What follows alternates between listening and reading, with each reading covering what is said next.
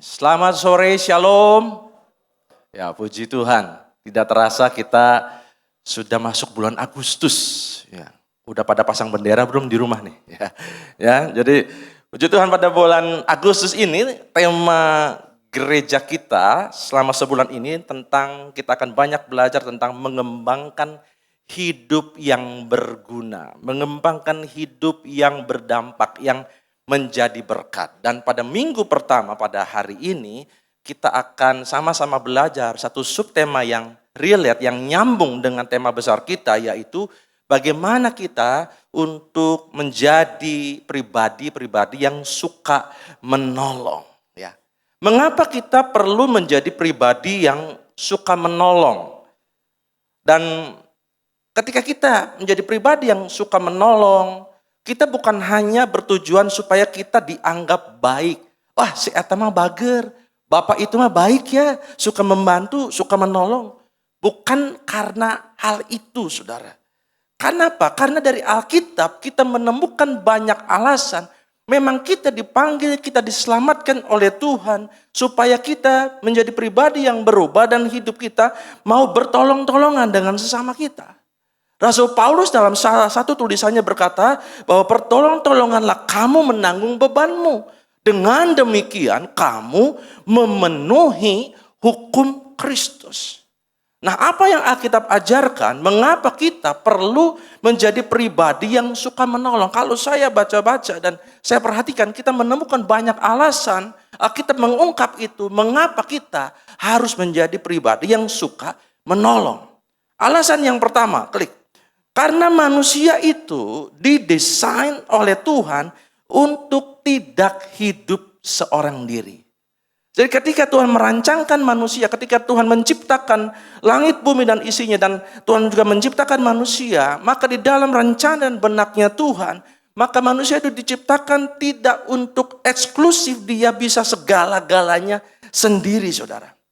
Dari awal dalam rancangan Tuhan, sejak Adam diciptakan oleh Tuhan, lalu ditempatkan di Taman Eden, bahwa di dalam keunikan Adam, di dalam kesempurnaan ciptaan yang mulia itu yang namanya manusia, maka manusia itu tidak bisa hidup seorang diri. Walaupun ketika Adam ditempatkan di Taman Eden, semua fasilitas komplit, saudara. Semua yang ada buah, ada sayur tiap hari. Mungkin Adam bisa makan buah, makan sayur tanpa harus mikir. Kadang-kadang di Tasik, kadang-kadang ada ibu-ibu yang kalau mau beli sayur, beli buah, kalau nggak nunggu hari Senin, hari Kamis, saudara. Karena ada promo. Betul nggak? Ya, yang senyum-senyum pasti ibu-ibu tahu, oh kalau Senin sama Kamis suka ada promo beli sayur dan buah. Ya, jadi ketika Adam di Taman Eden, dia melihat burung-burung yang cantik, kupu-kupu yang lucu, rasanya tidak lengkap, saudara. Karena manusia itu membutuhkan sesamanya, bukan membutuhkan burung, bukan membutuhkan kupu-kupu untuk berinteraksi, saudara. Makanya ada pertanyaan, ini bercandaan. Saudara tahu nggak? Saya kasih pertanyaan. Sakit atau nyeri sendi apa yang paling nggak enak? Biasa apa yang bisa jawab? Sakit apa? Sakit sendi apa, nyeri sendi apa yang paling gak enak? Nah itu, saudara tahu. Ternyata yang namanya sendirian itu gak enak. Kita mungkin pernah ngalami yang namanya sendirian di saat kita butuh bantuan. Ketika di saat kita butuh support, kita sendirian. Namanya manusia itu butuh sesama, butuh teman, butuh berelasi, saudara. Kejadian 2 ayat 18, firman Tuhan menulis seperti ini. Tuhan berfirman bahwa tidak baik kalau manusia itu seorang diri saja. Aku akan menjadikan penolong baginya yang sepadan dengan dia. Nah, ayat ini memang seringkali dikaitkan dengan misalnya tema khotbah tentang keluarga, tentang pasangan, suami istri, saudara. Tetapi lewat ayat ini juga kita bisa mendapatkan, menggali satu gambaran yang lebih dalam, lebih luas lagi. Bahwa Tuhan menginginkan bahwa manusia itu tidak baik kalau dia itu bersifat individualis. Bersifat ego, hanya memikirkan saya, aku. Maju-maju sendiri, happy-happy sendiri, kenyang-kenyang sendiri. Itu Tuhan tidak mau seperti itu, saudara. Karena Tuhan mau ketika ada berkat Tuhan, ada perkenanan Tuhan ada di dalam kehidupan manusia, manusia itu harus berbagi, harus memberikan dampak kepada sekelilingnya, terutama kepada sesamanya. Dan juga manusia seharusnya sadar bahwa manusia tidak boleh merasa saya tidak butuh yang lain. Saya mah bisa, segala saya bisa, saya mah orang mandiri. Orang yang kuat, orang yang tough. Tapi saudara harus ingat, semandiri-mandirinya kita, sekuat-kuatnya kita, satu waktu kita butuh bantuan orang lain. Ketika kita meninggal, saudara. Karena apa? Karena tidak ada ya jenazah, mayat ya yang bisa berangkat sendiri ke kuburan. Saya kan sering melayani ibadah kedukaan, betul nggak? Nah, ketika melayani ibadah kedukaan dari rumah duka mau ke pemakaman, itu nggak mungkin itu yang namanya dari peti lalu jenazah itu keluar. Udah pak maaf, ini nggak usah repot-repot lah, saya bisa jalan sendiri. Kan nggak seperti itu. Lagian juga supir mobil jenazahnya juga nggak mau, saudara. Nah itulah, karena kita satu waktu juga kita meninggal, kita juga butuh orang lain, saudara. Nah, alasan yang kedua kenapa kita dipanggil untuk jadi pribadi yang suka menolong, karena menolong sesama. Menolong sesama adalah bukti bahwa kita ini benar, bahwa kita ini adalah anak-anak Tuhan. Saudara yang dikasihi Tuhan, menolong sesama itu bukan cuma sekedar tanggung jawab atau kewajiban moral, di mana orang Indonesia katanya dari dulu itu terkenal dengan orang yang ramah, orang yang suka gotong royong, orang yang suka saling bantu, saudara. Saudara gini ya, kan saya dalam beberapa kali menyebutkan bahwa kita ini kan dapat label, dapat identitas yang luar biasa. Kita kan disebutnya anak Tuhan, saudara. Dan saya suka bilang bahwa dalam diri seorang anak, menurut ilmu medis ya pasti mengalir yang namanya DNA papanya, saudara. Lukas 6 ayat 36 menjelaskan seperti ini. Hendaklah kamu murah hati, sama seperti Bapamu murah hati. Sering kasih Tuhan, jadi kekristenan tidak cukup hanya kita rajin ke gereja. Saudara, setia ibadah itu hal yang bagus, harus dipertahankan, kita tekun setia dalam ibadah. Tetapi bukan cuma datang ibadah, tetapi ada hal yang dari hasil dari rajin ibadah itu kita harus berubah. Dengan apa? Dengan meneladani dan mempraktekkan ajaran Kristus, di mana kita panggil dia Bapa, kita anak. Ada pepatah orang bule namanya like father, like son. Artinya seorang anak itu mewarisi sifat bapaknya. Ada kemiripan antara kita dengan Bapa kita yang di sorga. Seharusnya demikian, saudara. Dan saudara, Kristus hadir di dunia bukan hanya supaya kita selamat. Dia datang ke dunia, tujuannya bukan hanya untuk mati. Tapi ada tujuan lain yang tidak kalah penting daripada itu. Oleh karena itu ketika sebelum dia mati, dia telah banyak memberikan contoh. Memberikan teladan-teladan kehidupan. Bagaimana sih kita harus hidup, saudara? Ini saya berandai-andai, saudara. Kalau cuma Yesus datang ke dunia untuk mati. Satu waktu saudara kan tahu bahwa di kisah Natal bahwa Raja Herodes pernah memerintahkan pasukannya untuk membunuh bayi-bayi yang di bawah usia 2 tahun. Umpama Yesus datang ke dunia hanya untuk mati, mungkin pada waktu itu malaikat tidak perlu repot-repot menyuruh Maria dan Yusuf mengungsi ke Mesir. Kalau mati ya mati di situ. Ya, yang penting Yesus mati tertumpah darahnya. Yesus butuh hidup dulu jauh lebih lama. Supaya apa? Supaya orang melihat ada satu figur, ada satu role model bagaimana kita harus hidup. Dan di masa kehidupan Yesus di dunia, Yesus adalah teladan kita yang sejati. Yesus bukan hanya mengajar, tapi dia memberikan contoh lebih dulu kepada kita, saudara. Dia mengajar kita tentang kasih, dia banyak mengajar tentang kasih. Kasih kadang-kadang begitu indah untuk diucapkan, tapi belum tentu mudah untuk dilakukan. Dia mencontohkan, bukan hanya mengasihi orang-orang yang baik, orang-orang yang sejalan dengan dia. Tetapi juga Yesus mengasihi, bahkan mendoakan orang yang telah menyalibkan dia, saudara. Dan Yesus juga memberikan teladan di dalam pelayanan. Yesus bilang bahwa aku datang bukan untuk dilayani, tapi aku datang untuk melayani. Yesus ada teladan juga di dalam kerendahan hati. Paulus dalam salah satu tulisannya berkata bahwa di dalam kesetaraannya dengan Allah, Yesus menganggap bahwa itu bukan satu hak yang harus dipertahankan. Bahkan dia rela mengosongkan dirinya.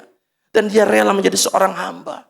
Bahkan dia pernah melakukan satu kegiatan di mana dia melakukan membasuh kaki murid-muridnya sendiri. Di mana membasuh kaki adalah tugas seorang budak, tugas seorang bujang yang rendah, saudara.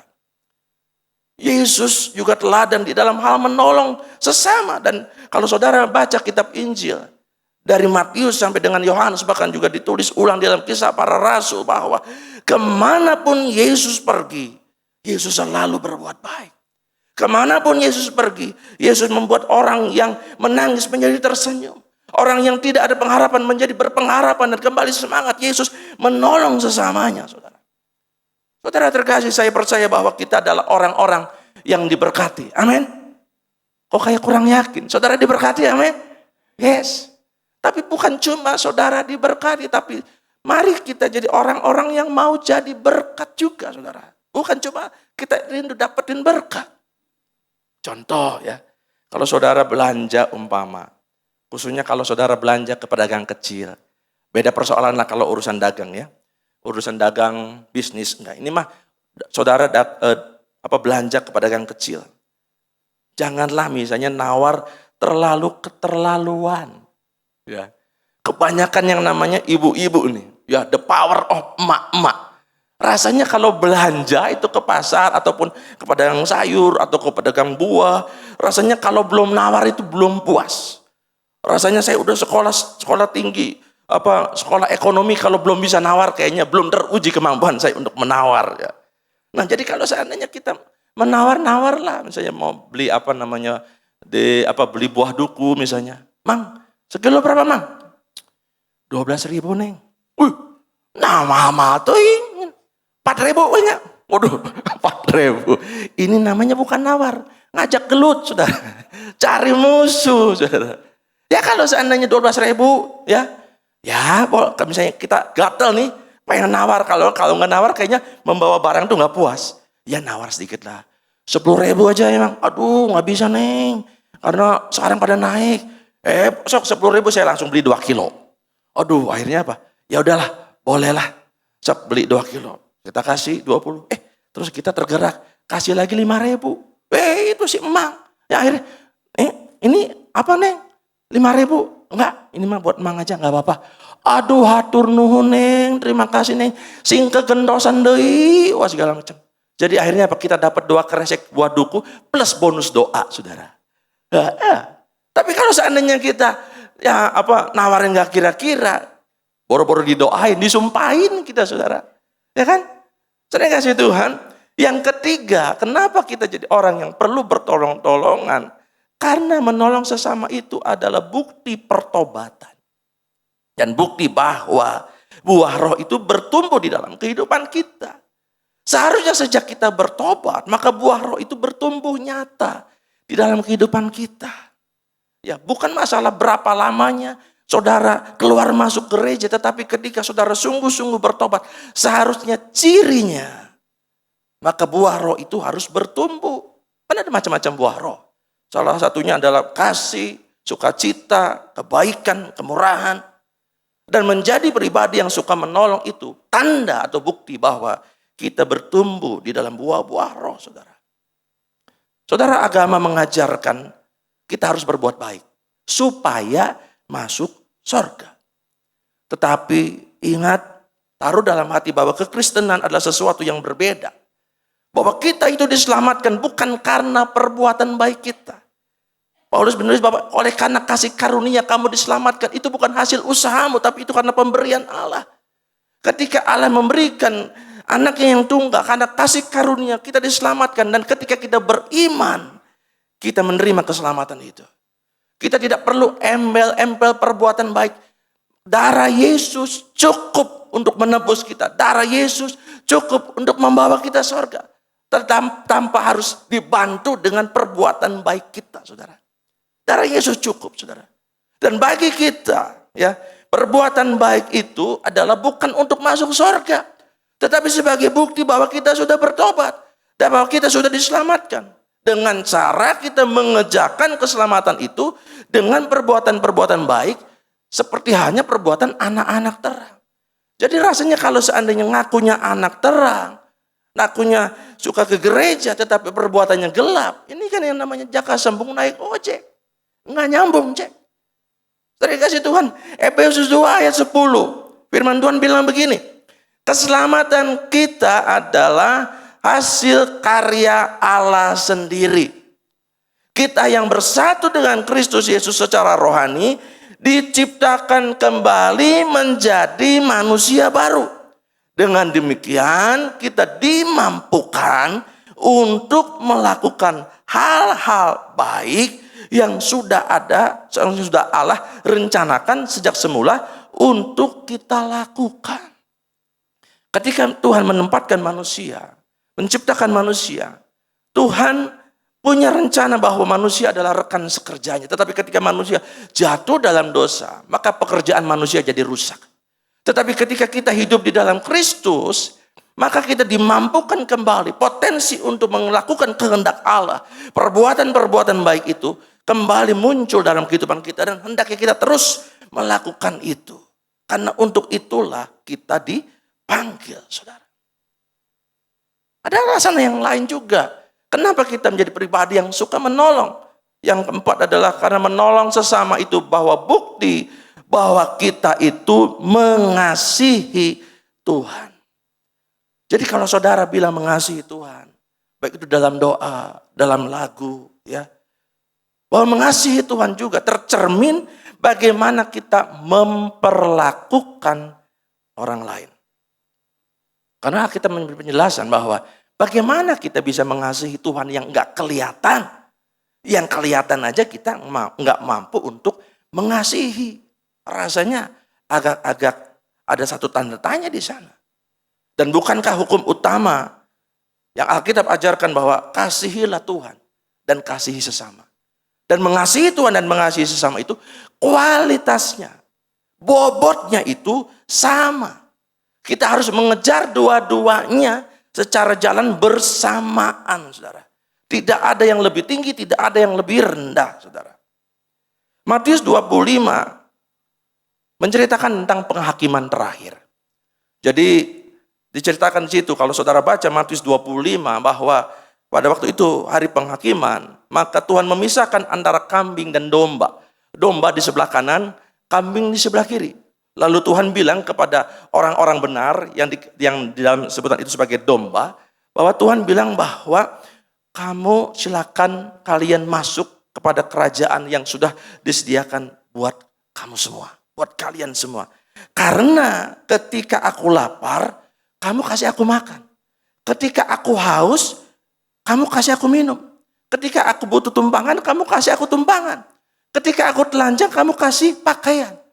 Nah, di ayat tersebut, dalam bacaan Matius 25 tersebut, nah orang-orang yang dibenarkan ini bertanya sama Tuhan. Tuhan, saya mau tanya nih, kapan ya kami melihat engkau lapar? Kapan kami melihat engkau telanjang? Kapan kami melihat engkau sakit?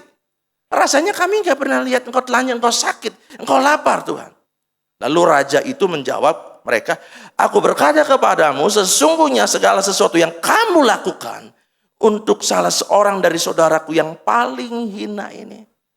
Untuk orang-orang yang kecil, orang-orang yang sedang membutuhkan pertolongan, orang-orang yang sedang tersudutkan, orang-orang yang istilahnya terzolimi, dan lain sebagainya. Kamu itu melakukannya untuk aku. Saudara, ini ada cerita, ada seorang anak remaja. Anak remaja ini baru bertobat. Lalu dia suka ke gereja, ibadah remaja. Lalu dia suka lihat ada seorang bapak tua yang dagang ya cemilan kecil kayak kacang dan lain sebagainya. Lalu lihat, aduh kasihan juga ya bapak ini. Katanya di gereja Tuhan itu penuh dengan kasih. Kenapa bapak ini sepertinya hidupnya sengsara, sepertinya hidupnya menderita. Lalu dia berdoa sama Tuhan, Tuhan berkatilah bapak itu, supaya bapak itu bisa punya kehidupan yang lebih baik. Lalu minggu berikutnya dia ketemu bapak itu. Minggu berikutnya lagi ketemu dengan bapak itu dan lihat, kok bapak itu tidak berubah-berubah. Kayaknya kasihan sekali, kayaknya nggak ada yang memperhatikan bapak itu. Lalu dia berdoa, Tuhan gimana sih? Katanya Tuhan itu maha kasih. Kenapa Bapak itu kehidupannya itu berubah? Lalu akhirnya ada satu suara dan Tuhan menjawab, aku belum mengubah kehidupan Bapak itu. Karena kamu ada di sana. Saudara nangkap nggak maksud makna dari cerita ini? Karena apa? Karena Tuhan mau anak ini yang harus jadi berkat buat Bapak ini. Saudara ini kasih Tuhan, kadang-kadang kita harus sadar dan peka. Seringkali Tuhan mau pakai dan tempatkan kita untuk menjadi berkat bagi sesama kita yang mungkin sedang mengalami satu kondisi permasalahan atau pergumulan, saudara. Kolose 3 ayat 23, firman Tuhan berkata, apapun juga yang kamu perbuat, perbuatlah dengan segenap hatimu, seperti untuk Tuhan dan bukan untuk manusia. Alasan yang lain, yang tidak kalah penting adalah karena menolong sesama adalah korban persembahan yang berkenan kepada Allah. Klik.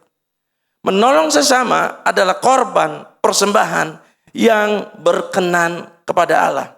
Ibrani 13 ayat 16 firman Tuhan berkata, janganlah kamu lupa berbuat baik dan memberi bantuan, menolong orang, sebab korban-korban yang demikianlah yang berkenan kepada Allah. Saudara nyanyi, memuji, menyembah Tuhan, itu juga persembahan. Persembahan hati kita, persembahan kehidupan kita. Tetapi lewat ayat ini juga kita diberikan satu penjelasan bahwa ketika kita membantu orang, ketika kita menolong orang, itu juga adalah korban yang berkenan, yang menyukakan hati Tuhan. Dan Tuhan bersuka cita dengan korban yang kita lakukan.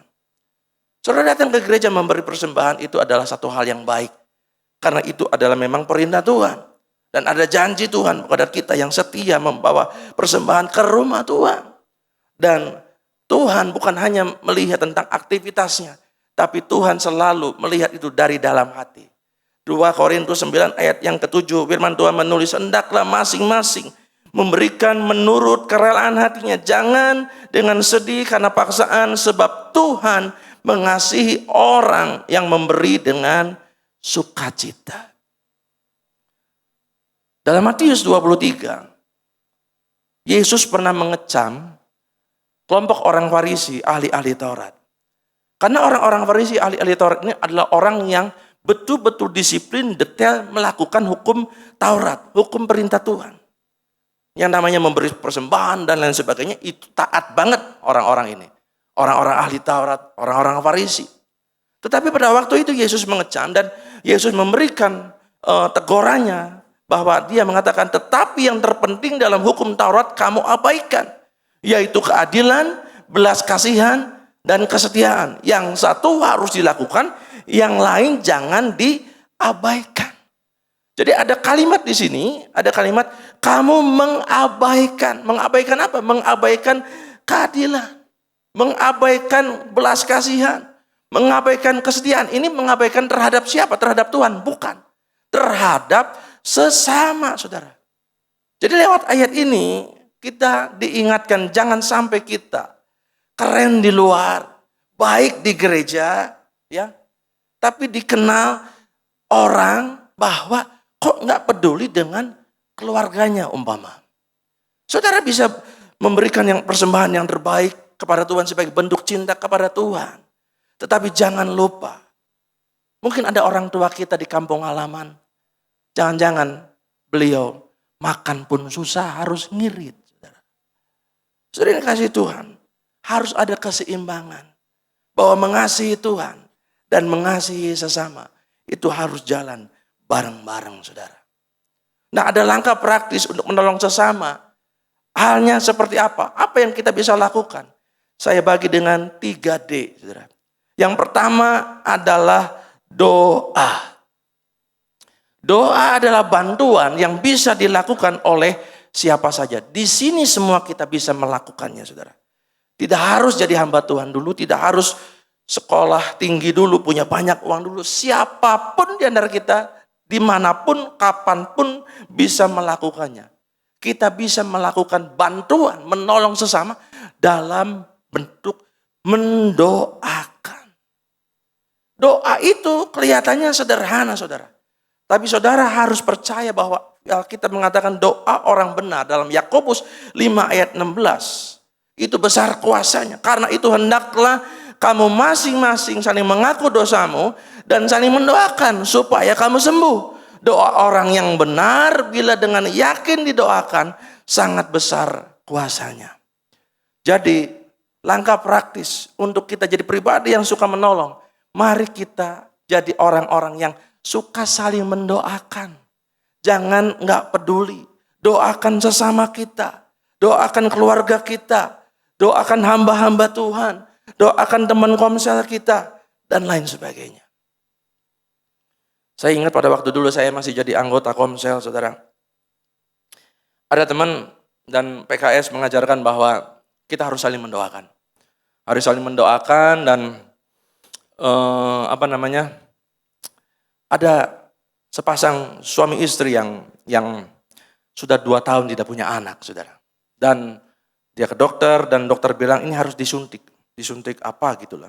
Karena ini sel telurnya itu nggak bagus. Jadi sulit sekali untuk punya anak. Potensi sangat-sangat kecil sekali. Harus disuntik tiap sebulan sekali. Dan 1 kali suntik itu mungkin sekitar 1 juta.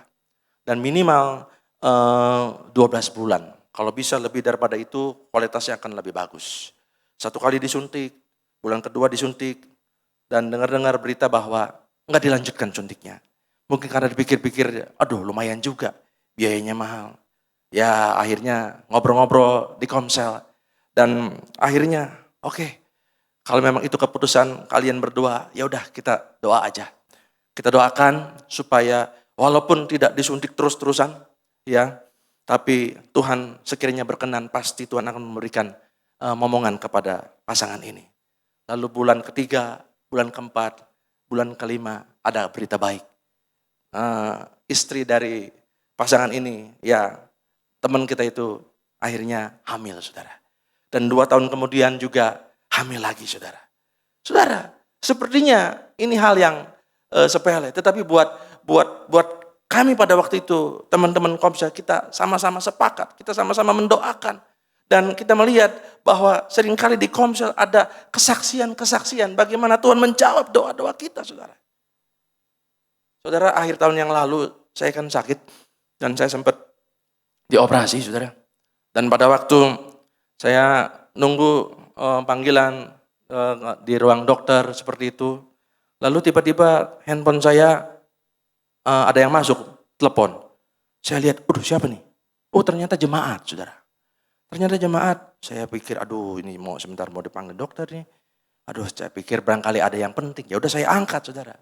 Saya angkat teleponnya, halo, ya. Lalu orang itu bertanya, Pak, minta tolong doakan, Pak. Minta tolong doakan papa saya sakit. Ini rencana kalau misalnya kemungkinan harus operasi, tapi kita sih berharap kalau bisa nggak usah operasi, cukup diobatin saja. Dalam hati saya, saudara, ini kagak tahu nih jemaat bahwa pendetanya yang didoain ini juga lagi sakit, saudara, lagi nunggu panggilan dokter, saudara. Sama-sama sakit. Orang sakit sama-sama mendoakan orang sakit, saudara. Akhirnya oke, baik, tapi saya nggak cerita bahwa saya juga mau operasi ini, nanti dia kan down. Ini yang saya minta doakan aja, operasi juga. Ternyata, ya udah, oke, saya memberi semangat. Ayo, mari kita berdoa dalam nama Yesus, Tuhan tolong. Dan saya mendengar berita bahwa nggak jadi dioperasi dan cukup diobatin saja. Saya yang ngedoainnya, ya tetap operasi, saudara. Jadi artinya bukan masalah siapa yang mendoakan, saudara. Bukan masalah siapa yang mendoakan, tetapi ketika ada kesepakatan memohon kepada Tuhan, 2 orang sepakat, Tuhan mendengar doa kita. Amin. Maka dari itu jangan lupa berdoa. Suami istri berdoa, dengan anak berdoa, dengan teman-teman komsel berdoa. Selain berdoa kita juga perlu bisa dengan cara kita, dengan dana kita bisa menolong sesama. Kadang bukan hanya kita berdoa saja, saudara. Kadang-kadang ada kondisi tertentu perlu kita bantuan yang namanya berupa materi, berupa dana. Kadang-kadang, saudara. Kadang-kadang nggak selalu sih. Saya misalnya habis berdoa, Misalnya sama istri seperti itu, lalu tiba-tiba ngobrol-ngobrol, lalu teringat dengan kayaknya kepengen memberkati si Anu. Loh, kok sama dengan hati saya? Lalu akhirnya apa? Lalu akhirnya kita memberkati orang tersebut. Entah itu dalam bentuk uang, entah itu dalam bentuk sembako, entah itu dalam bentuk makanan. Kami nggak tahu kenapa kok tiba-tiba Tuhan taruh seperti itu. Dan kami hanya belajar untuk taat, saudara. Dan bisa saja bahwa di dalam kehidupan kita seringkali digerakkan untuk menolong sesama kita. Karena apa? Karena Tuhan mau pakai kita. Kita bisa saja menjadi jawaban bagi orang-orang di luar sana yang mungkin sedang berdoa, sedang ada pergumulan, saudara.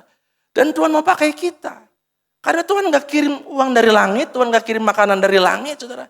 Dan Tuhan mau pakai kehidupan kita untuk kita bisa jadi berkat supaya lewat kita lah orang merasakan jawaban doa. Bertemu dengan bahwa memang betul Tuhan mendengar doa saya. 1 Yohanes pasal yang ketiga ayat 17-18. Firman Tuhan mengatakan barang siapa mempunyai harta duniawi dan melihat saudaranya menderita kekurangan tapi menutup pintu hatinya terhadap saudaranya itu. Bagaimanakah kasih Allah dapat tetap di dalam dirinya? Anak-anakku, marilah kita saling mengasihi, bukan dengan perkataan, bukan dengan lidah, tetapi dengan perbuatan dan dalam kebenaran. Tapi saudara perlu ingat juga bahwa ayat ini jangan dijadikan sebagai azas manfaat, saudara. Karena kadang-kadang ayat ini dipakai buat orang-orang tertentu, oknum, yang ingin cari keuntungan. Padahal sebenarnya dia malas. Karena kalau urusannya malas, Alkitab juga udah bilang orang malas jangan makan. Tapi ketika ayat ini dijadikan satu alasan untuk orang minta belas kasihan, ini juga kita perlu berhikmat, saudara. Perlu berhikmat. Karena lebih baik kita kasih kailnya, jangan kasih ikannya, saudara. Kita perlu dalam kehidupan kita perlu berbagi, ya. Dengan teman-teman, misalnya saudara punya teman, suka ngumpul, kadang-kadang kita suka makan bareng. Ya kadang-kadang kita dibayarin, tapi kadang-kadang juga kita ngebayarin. Jadi ya bergantian belajar kita untuk bisa menjadi berkat, berbagi. Karena ketika kita sekali-kali ngebayarin teman kita, rasanya juga tidak membuat kita miskin, saudara. Jangan kita jadi pribadi yang pelit. Jadi jangan sampai begini, saudara. Ada teman kita ya yang kalau makan bareng itu ciri-cirinya kalau pas mau jatahnya waktunya mau bayar itu ada aja alasannya, saudara. Dia mungkin ke WC dulu misalnya gitu ya. Ke WC dulu, ke WC-nya lama lagi. Waduh, ke WC-nya lama gitu. Atau kalau enggak ke WC, kalau pas jatahnya udah beres makan mau pada bayar, ini apa? Pura-pura terima telepon. Ya, benar-benar terima telepon. Terus teleponnya, sebentar ada telepon. Keluar. Ambil di luar, sambil lihat-lihat ngintip-ngintip udah ke kasir belum nih. Kalau udah ke kasir gue mau masuk gitu. Ya. Nah, ini yang ketawa senyum-senyum mungkin kemungkinannya 2, kalau nggak korban pelaku. Ya. Kalau nggak korbannya juga pelaku. Nah, saudara, yang ketiga, selain doa, dana, kita juga perlu membantu dan suka menolong dengan cara daya, saudara. Pertolongan tidak hanya berupa doa dan dana, tapi juga upaya, daya, tindakan, perhatian, ide, masukan, tenaga, waktu, saudara. Saudara, kadang-kadang orang nggak butuh apa-apa dari kita. Orang hanya butuh waktu kita untuk didengarkan, saudara. Karena orang memang butuh untuk mungkin mencurahkan isi hatinya, mencurahkan kegalauannya, saudara. Saudara, kisah 4 orang yang menggotong seorang yang lumpuh, saudara tahu. Sampai akhirnya orang itu harus 4 orang itu harus membuka atap rumah sampai akhirnya supaya orang itu bisa ketemu dengan Tuhan Yesus. Itu menginspirasi kita, saudara. Karena begini, karena ide, karena kesehatian dari orang-orang ini yang membuat seorang hidupnya itu berubah. Saudara bayangkan kalau 4 orang ini mungkin enggak berupaya cari cara gimana caranya supaya temannya ini bisa ketemu dengan Yesus. Mungkin seumur-umur orang ini akan lumpuh terus, saudara. Tetapi ketika ada upaya, ada daya orang ini untuk mengupayakan menolong temannya. Apa yang dia bisa lakukan. Orang yang lumpuh ini akhirnya bisa ketemu dengan Yesus dan hidupnya berubah, saudara. Saya pernah mendengar cerita bahwa ada satu orang anak remaja yang dia hampir saja memutuskan untuk bunuh diri, saudara.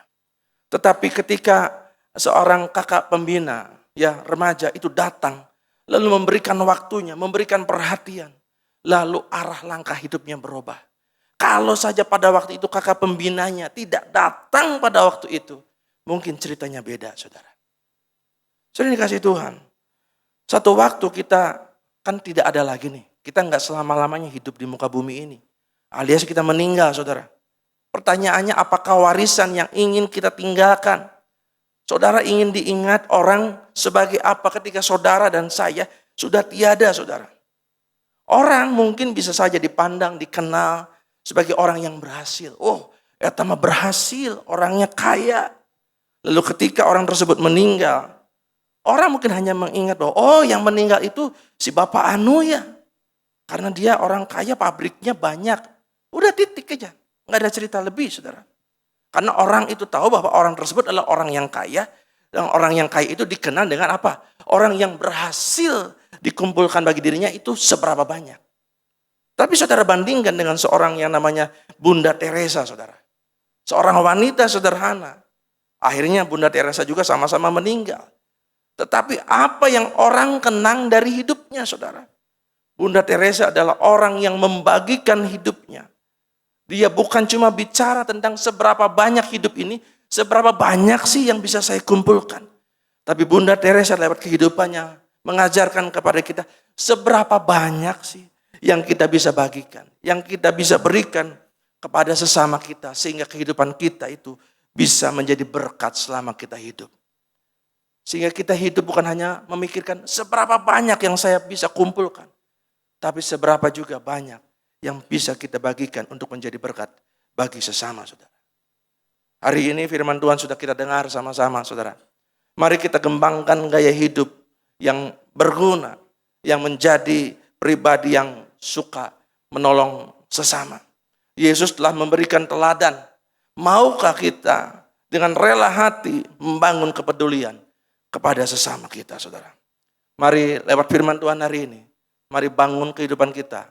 Firman Tuhan hari ini mengajarkan supaya kita jadi orang-orang yang berguna bagi keadaan di sekitar kita, di keluarga kita, di gereja kita, di masyarakat, di tempat pekerjaan kita. Dan salah satunya adalah jadilah pribadi-pribadi yang suka menolong. Amin untuk firman Tuhan.